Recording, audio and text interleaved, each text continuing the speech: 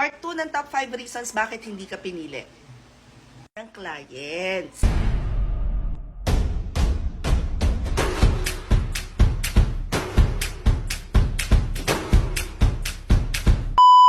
So sa part 1, I talked about the top 5 and top 4 reason bakit hindi natin nakukuha yung work from home position or role na gusto natin. This is also a video about how to find yung client na nakalaan para sa inyo. So we've talked about creating client persona by thinking about the best timing to apply and kung saan ka mag-a-apply or anong platform ka nga ba tatambay. Reason number 3, baka kaya hindi ka napipili because you're not standing out. Nakita mo may nag-post, huy ganito daw para maano, so ginawa mo naman. Tapos nakita mo, huy may template si ganito, ginaya mo na lang. Yung iba nga nagbabayad na lang para magpagawa ng cover letter, portfolio at saka Pati pag-a-apply, pwede mo nang bayaran ngayon. Aga na chismis.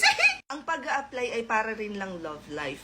Kailangan merong kakaiba kang ino-offer na hindi nila nakukuha sa iba. Pakiramdaman din yan because if the vibes isn't right, it probably isn't right.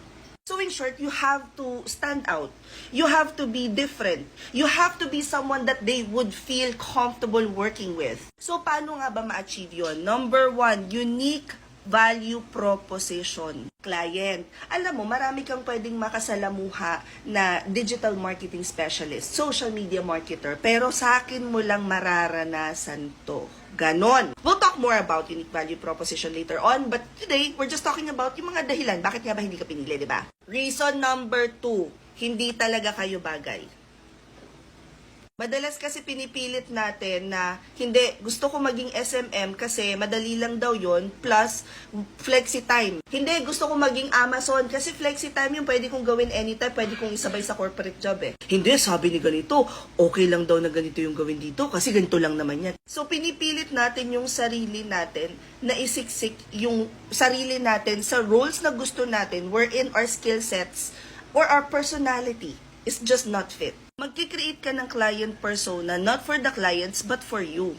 Hindi ka magkikreate ng client persona based on kung ano yung uso sa market or kung ano yung malaki yung bayad ngayon. That's one basic hack to future-proof your freelancing business. I'll give you guys a moment to think about the top 4 reasons bago kayo discuss yung number 1 reason bakit hindi ka pinili. Again, document your journey. Research about client profiling, creating client persona, and then document your journey, tag me, and use the hashtag freelancer na Midis 2023.